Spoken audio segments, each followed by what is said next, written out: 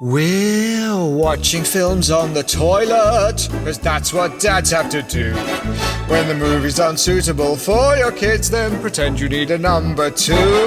If you need a break from your family or spouse, there's a lavatorial picture house. Watch Terminator 2 while you're sitting on the loo. Enjoy the whole of Rambo 4 with your trousers on the floor. We're watching films on the toilet. How about you?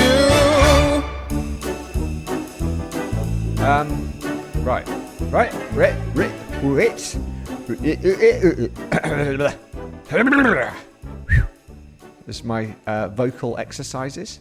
You not do any of them? No. Like that. No, I think that's why your voice probably sounds slightly more animated and dynamic than mine. It's the vocal exercises you don't do. This week, I'm a little bit croaky. I saw Ben on Sunday, and he had can only be described as a gorgeous, deep, sexy voice, and now it's just sort of that's gone. Yeah, now it's just like I just sound like I've got a cold. Yeah. So I'm sorry. I mean, some people probably don't like hearing voices that sound like people have got colds, but not much we can do. Would you rather we didn't record this? Is that what you're saying? I think they are. Grow up. Pretty sure they would rather we didn't record it. Grow up. Yeah? That's all I'm saying. Yeah, good. Hi. Welcome to Watching Films on the Toilet. Nice to see you. You know the score. Yeah. You know what we do. I was thinking we should change the name to Dad's Watching Films on the Toilet. Do you think we'd hit our key demographic a bit more? Well, that's the name of the game, isn't it? Is zeroing in on a particular demographic. And then once we have that demographic, we can just sell products at them relentlessly. Yeah, that's right. Once we get them, they're like a wet flannel. We'll just wring them out for all they're worth. Oh, that's a really good visual image. Thank you. Not so much for a podcast, but, visual. Okay. What's a good audio image for them? Yeah, good. Yeah. That's how they sound, I think. Good. So today we are going to be discussing Copland, which is a 1997 American neo-noir crime drama film, written and directed by James Mangold, and starring everyone. Starring every significant Italian-American actor, including everyone you've ever seen in The Sopranos. Everyone. We're going to be chatting. We're going to be vibing about that a bit later, aren't we? Yeah. First up, Eamonn, any correspondence? Well, let me throw that back at you. Do you have any correspondence? Yes, I do. Okay. Do you? Yeah, I do, but I'm sick of going first. You go first. All right, okay, here we go. So we've received a letter. Can't even be bothered to say the words. Yeah. So, dear Watching Films on the Toilet, how would you like to be dead? I say that because anyone that calls dragons rubbish and gash must want to be dead. Yeah. Dragons are not rubbish, and we're certainly not gash. I know that because I am a dragon, and I am badass, and I could burn your dumb faces off without breaking a sweat.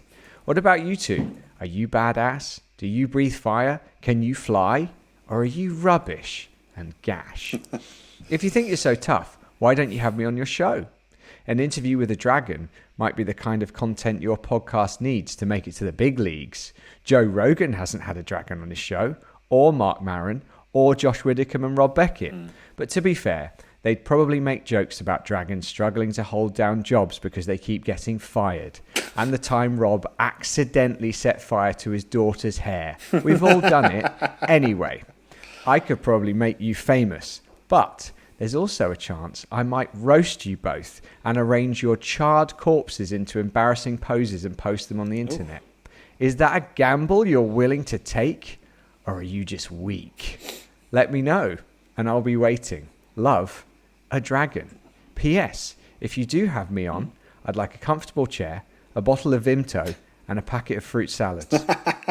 And that's it. That was a letter from a dragon. Wow.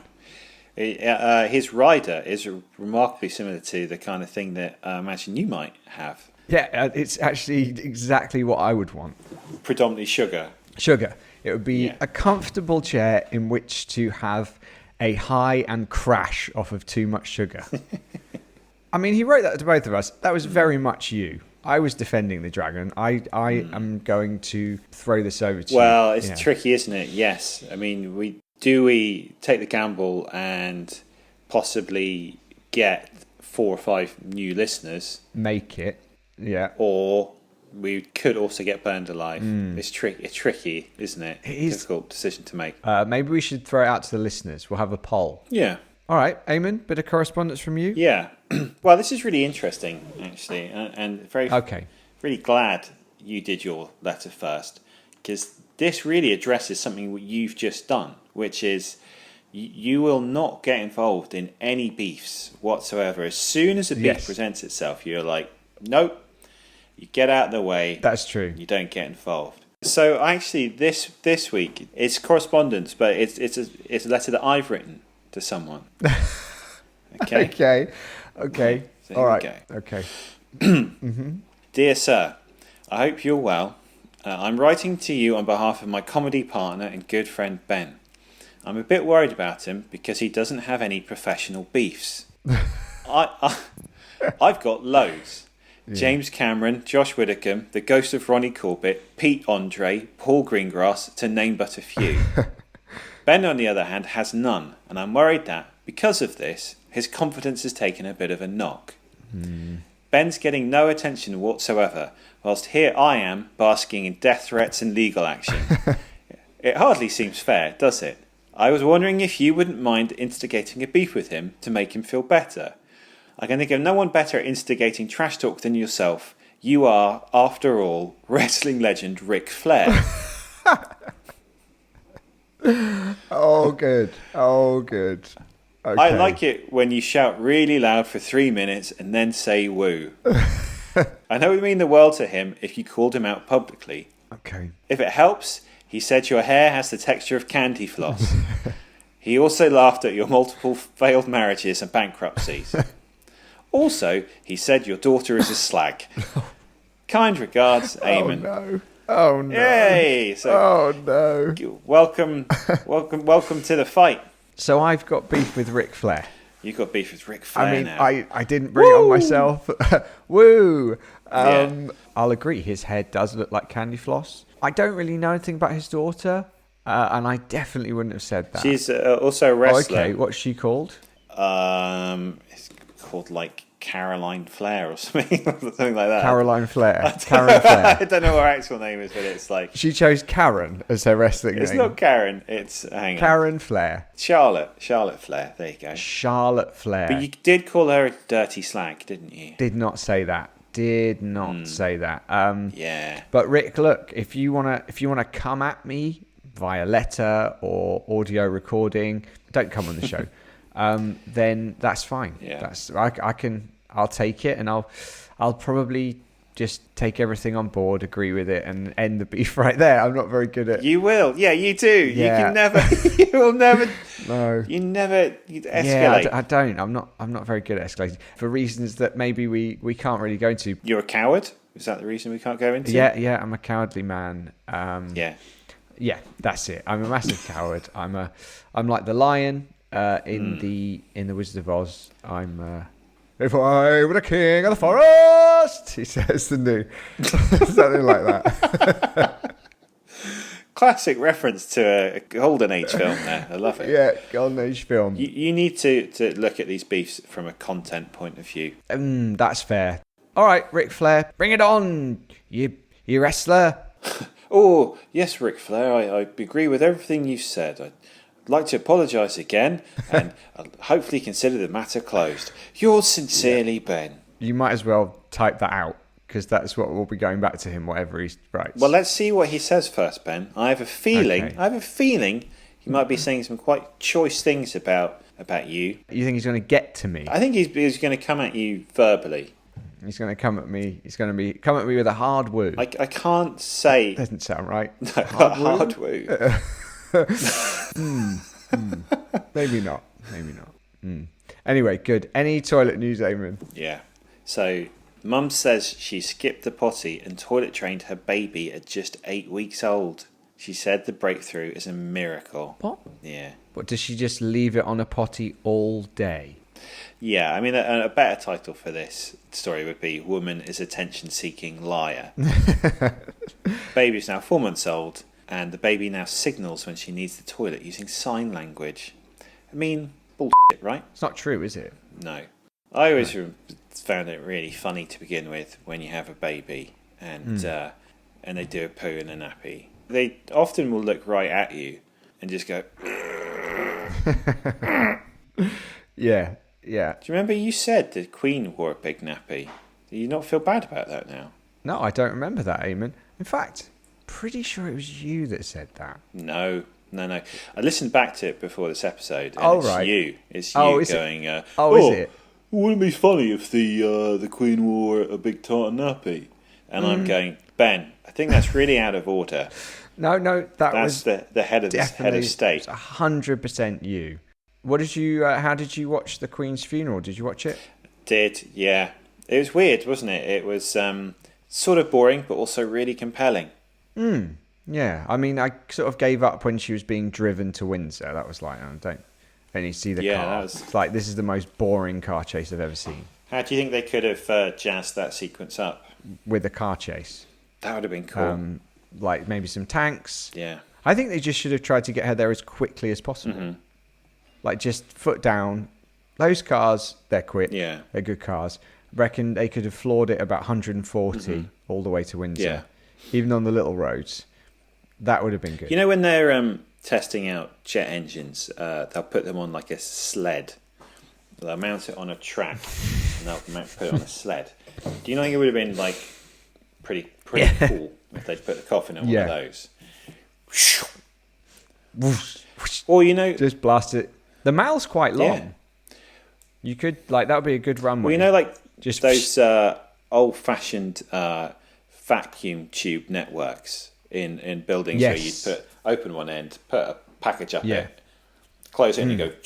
Yeah, I'm surprised that the monarchy don't have one of those. That seems like the sort of thing they'd have for like super fast travel. Get from London to Balmoral in like 10 minutes. That'd be amazing. And what do you think about the new king? What, Charles III? Charles III.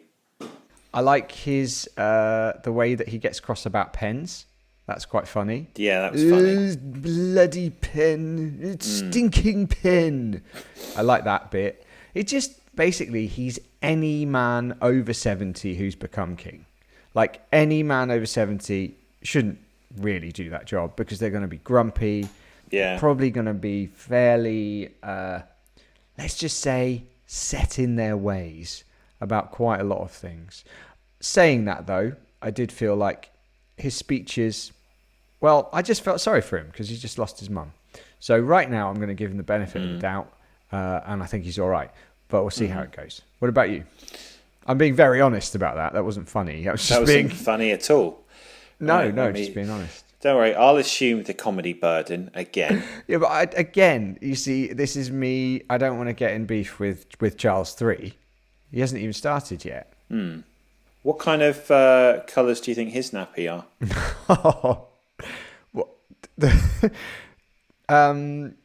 I don't know. Well, obviously, he's Prince of Wales, so it could be the it's the probably Welsh dragon. Well, he's not anymore, is he? Pen ink, a lot of pen ink on there, I imagine. Out of rage.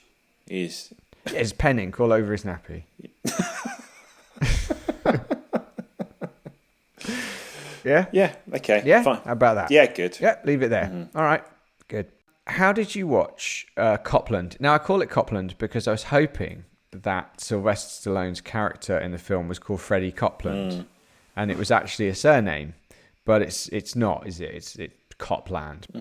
How did you see Copland? Watched it it's on Netflix, delightfully. It is on Netflix, isn't it? And I watched it in 4 chunks in the toilet. On the John. What about you? Yeah, I also watched it on the Cop John. I mean, it was 3. It's 3. I got a good long stretch, and then towards the end, a couple more. And what did you have a drink of to help me with my summary of this film? So in honour of the new king, King Charles. Charles III, I drank his favourite drink. Oh, what's that? Cherry Tango. Oh, he loves cherry tango, doesn't he? It's delicious. That's what he says. He got cross, didn't he, when the pen, bloody pen, where's my cherry tango? Yeah. Camilla He likes it. hand him a big old bottle. She shook it out first, though. She's cheeky, Camilla, isn't she? Do you think when he found out that he became king, he got one of those massive bottles of cherry tango, like shook it up and went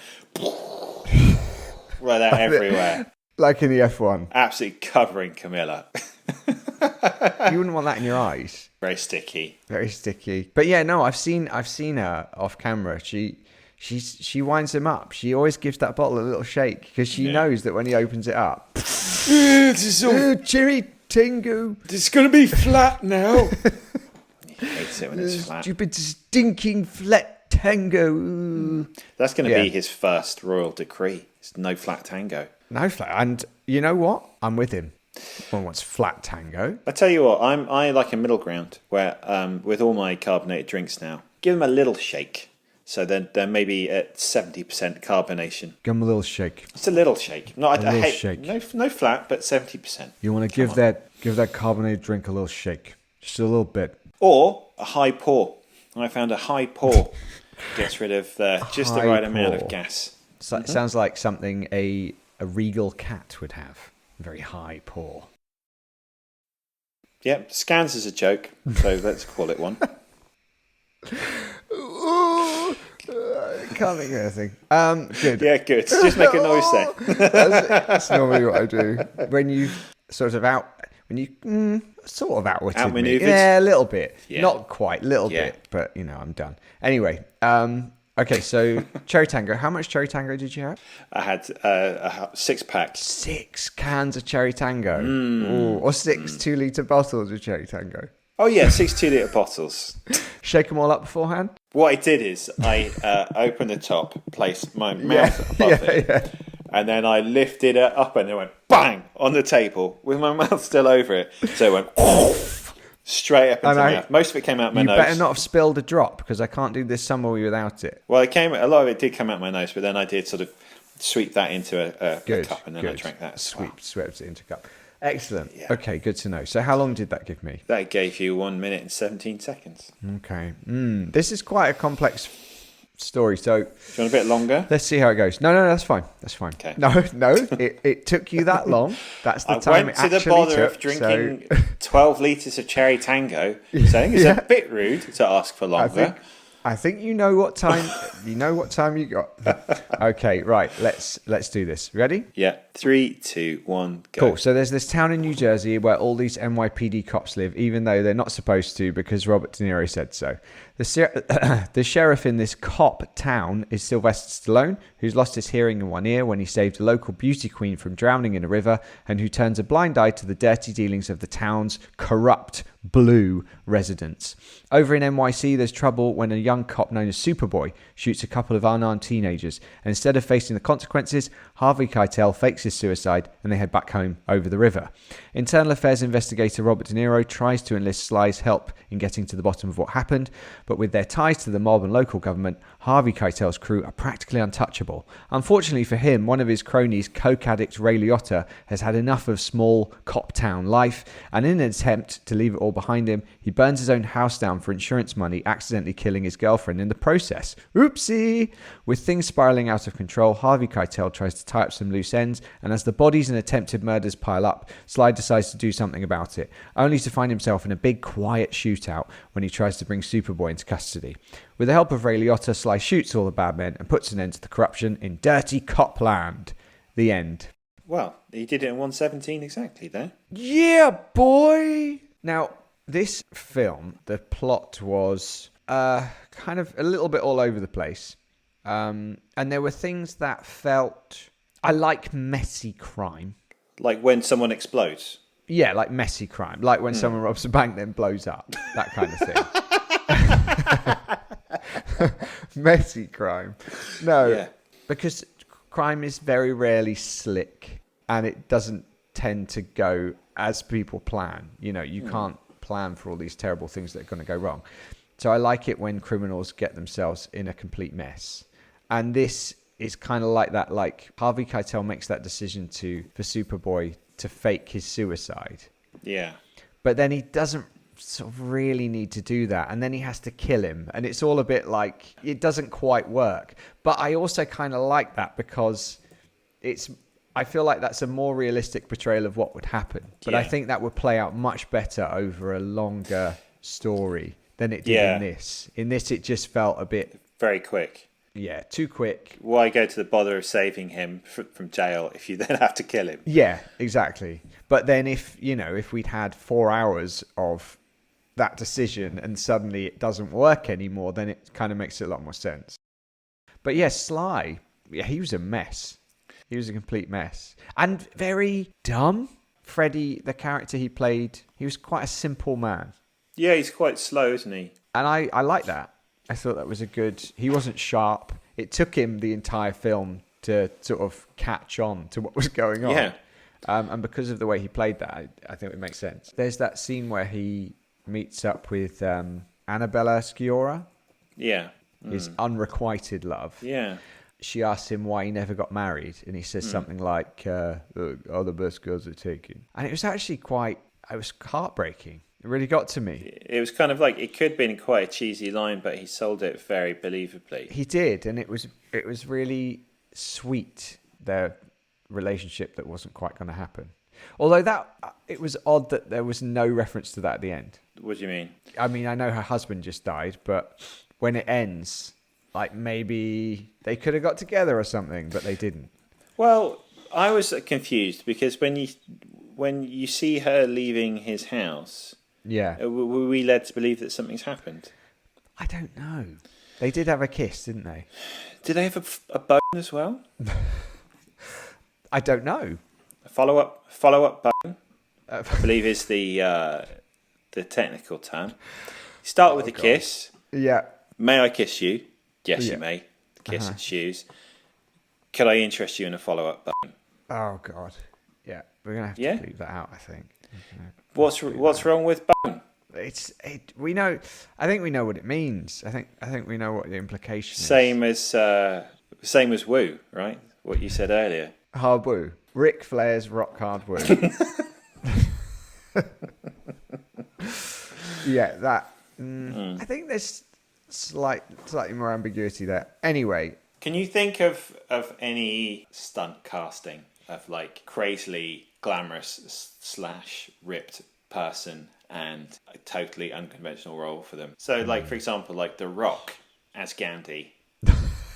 He'd have to lose about 200 pounds to play Gandhi, wouldn't he? Yeah. But his head might stay the same size. We've talked about this before. Like, every Rock role is big. Could he do like a really small, intimate character portrait? I think The Rock could do anything. I don't know, man. It's like Arnie. Arnie is really impressive because he was just like anytime like I had a goal and I set my will to it and I succeeded. But he could do that with everything apart from like classic acting. That's true. When I was 18, I thought I am going to buy my first house, and then 2 months later, I was living in that house. Yeah, exactly. It's just like that drive can do you a lot of things. What it can't do is make you a better actor. When I was 34, I decided I would play Prince Philip, but that is not something I have achieved yet.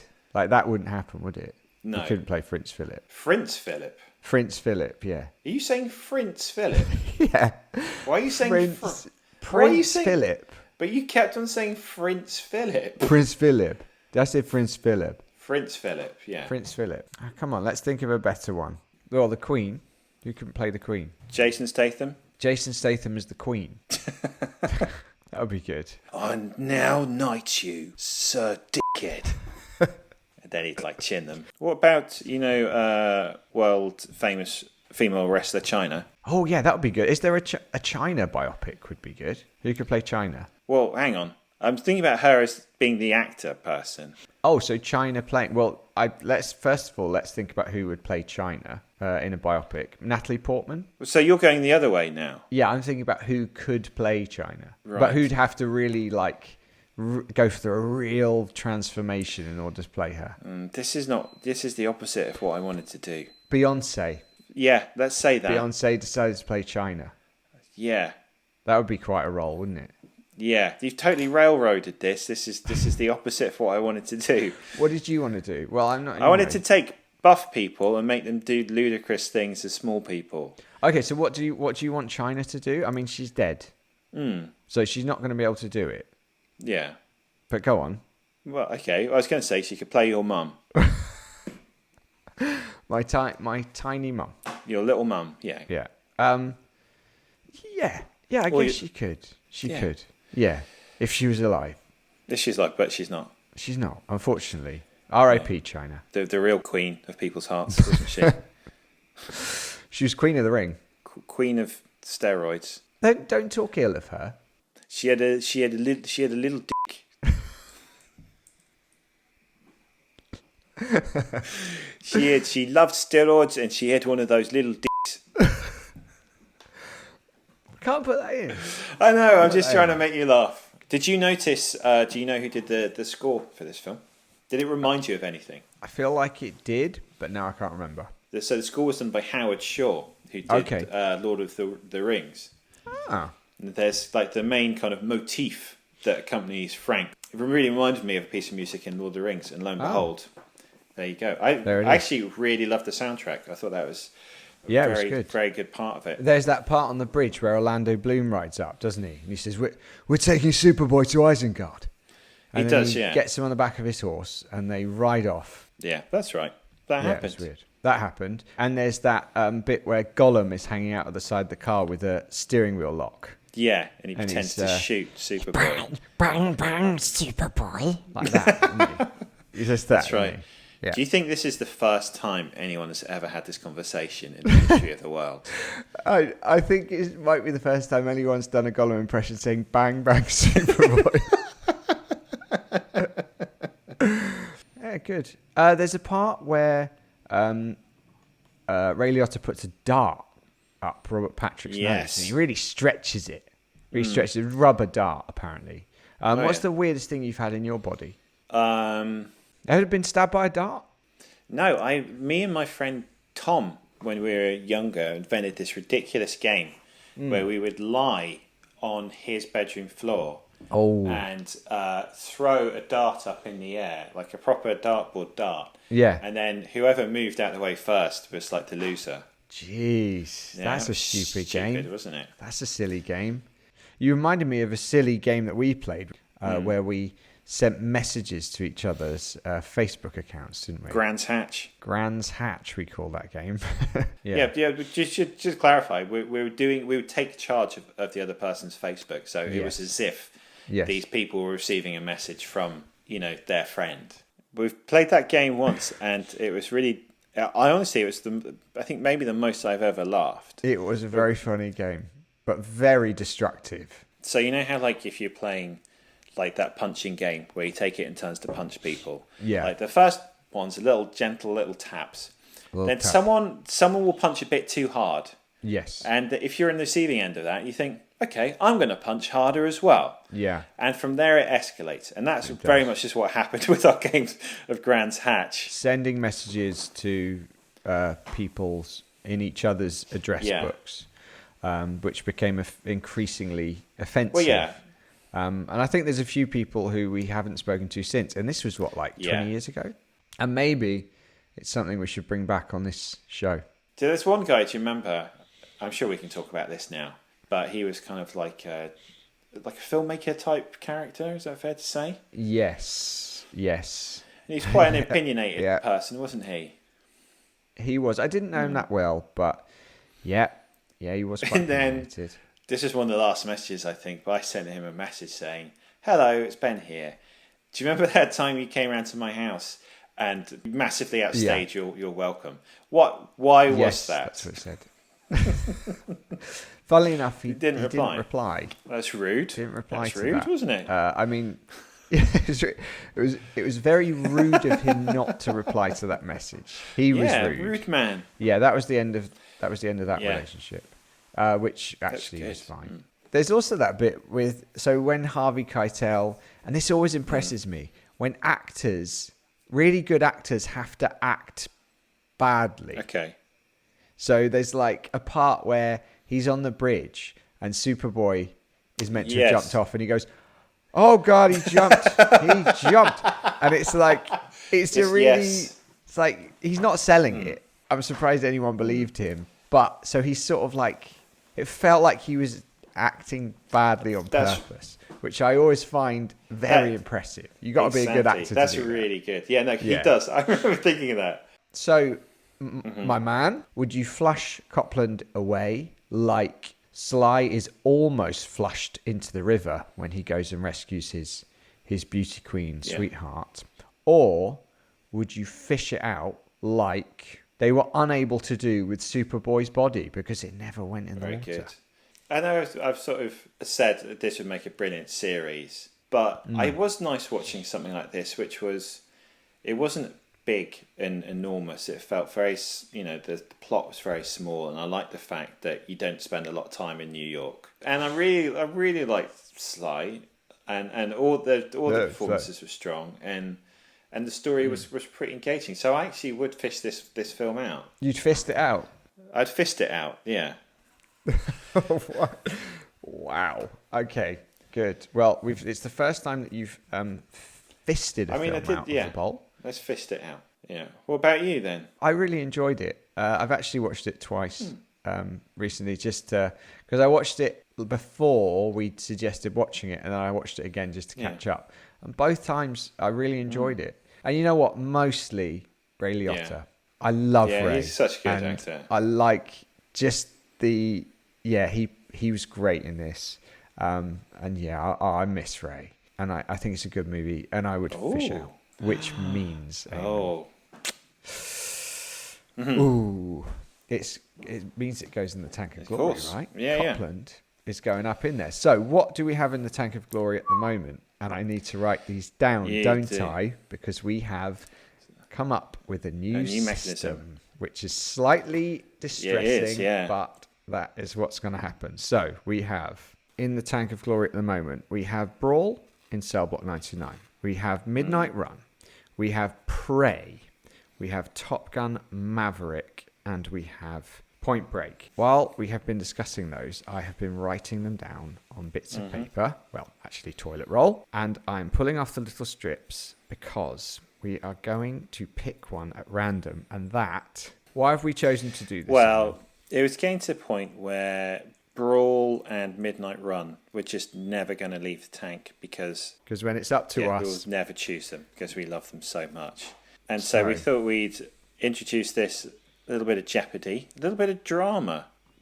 Introduce a little bit of drama.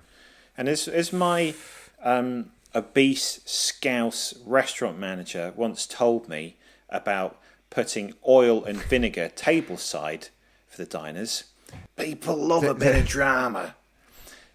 What's that got to do with... He thought putting oil and vinegar in a little dish in front of someone counted as drama. F***ing idiot. Right. Right, I'm wiggling them around in my hand. I'm looking at you, Eamon. I'm not looking at my hand. I don't know what they are. I'm going to pick them one at a time, and the last one is the one that's going to come out. Oh, even more drama. Okay, this is the first one that is remaining in the Tank of Glory. You ready? Brawl in Cell Block 99. Okay, good. Okay, so that's staying in. The next one that will remain in the Tank of Glory is Top Gun Maverick. The next one that will remain in the Tank of Glory is Point Break. What's it down to, Eamon? Prey What's it and down Midnight to? Run. Prey and Midnight Run. I mean, really, we should leave Prey in there because it's only had one go, but this is the last one that stays in. Midnight Run. Yes! Woo! So leaving is Prey, which is a shame. I enjoyed it more than Point Break. That's a pity. But this is our new way, system. So this is what we're going to. So, okay, Copland joins Midnight Run, Top Gun Maverick, Brawl in Cell Block 99, and Point Break in the Tank of Glory. Here it goes.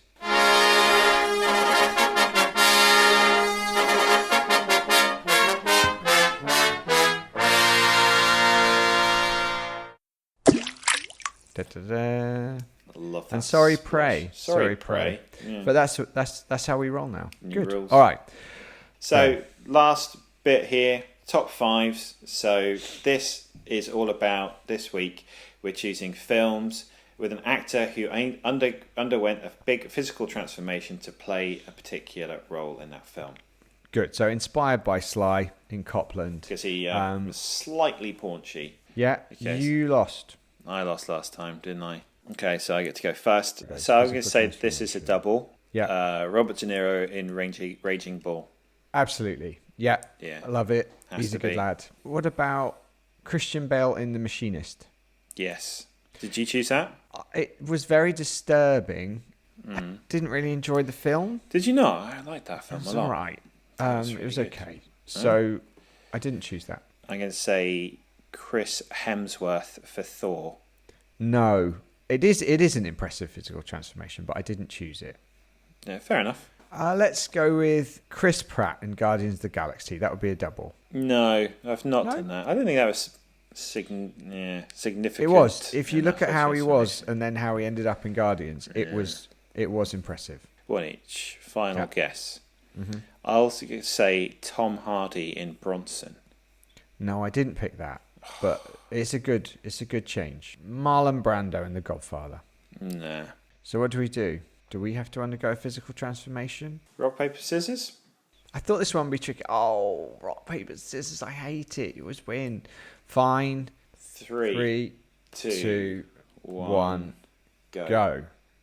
I beat you. I beat you, Eamon. I beat you at your game. Paper beats rock. Tried to get in my head. You can't do it anymore. You can't do it anymore. You Yay, win. I won again. Yay. So, what was on your list? I had Joaquin Phoenix in Joker. Okay, yeah. He looked all thin. He did, yeah. Did look thin. It worked. Raging Bull. Guardians of the Galaxy. I had Natalie Portman for Black Swan, Oh.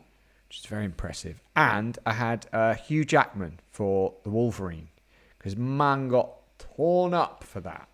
He's always torn up. Shredded. always Not torn like up. that. Like veiny shred. Veiny shred. Human growth hormone shred. Yeah, okay. What did you have? So I had Christian Bale in The Machinist, which I Yeah. think is a good film. Bobby Okay. D in Raging Bull. Absolutely. Tom Hanks in Castaway, okay. which I Yeah. really like. A bit northern there, but yeah. I go on. did. Ed Norton in American History X. Oh, okay. He got jacked for that. He didn't got real jacked for that.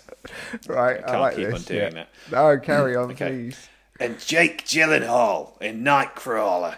Oh yeah, yeah, okay, yeah. Which I think he lost a lot of weight, didn't is he? Had a big head. really underrated. I think that came out at the same time as like Birdman and another Yeah. big film, and it Yeah. didn't really get the notices it deserved. He was amazing in that. I really like it. I think it's great. I don't think it's underrated. I do think it has had the kudos it deserves, actually. Backing it off the other day, you told me you thought it was a pile of shit. I've never said that. that Jake Gyllenhaal was rubbish in Nightcrawler. It's a rubbish film. I could have pulled that performance out of the bag. Yeah. Yeah. I'm not better than Jake Gyllenhaal. Oh yeah, I did say that. I didn't say that. Shut up. No, they're all good choices. No, okay, Ben, it is underrated. Stop trying to say it's not underrated. It is underrated. Okay. All right, fine. I think you'll find your opinion's wrong. Oh, and okay. mine's right. So that am I saying that or are you saying that? Because you've kind of said that now. Yeah, just be polite and just let me. You won the competition. Let me say an opinion. It's really underrated, actually. Yeah, thanks. Yeah, it's really underrated. Okay, good.